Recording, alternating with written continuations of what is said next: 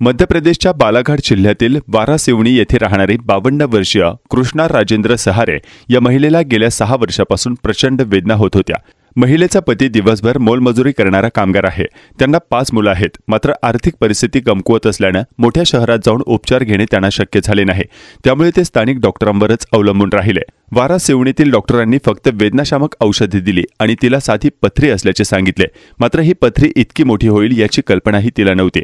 काही दिवसांपूर्वी पुन्हा तीव्र वेदना झाल्याने तिच्या मोठ्या मुलीने, जिचे लग्न गोंदियामध्ये झाले आहे, तिला डॉक्टर विकास जैन यांच्याकडे नेले। 27 जानेवारीला एक्स-रे रिपोर्टमध्ये मोठा आणि जड दगड मूत्राशयात अडकलेला असल्याचं स्पष्ट झालं।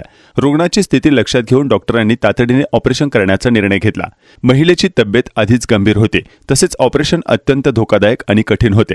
मात्र डॉक्टर विकास जैन आणि त्यांच्या टीमने 29 जानेवारीला अत्यंत कौशल्याने हे ऑपरेशन पार पाडले।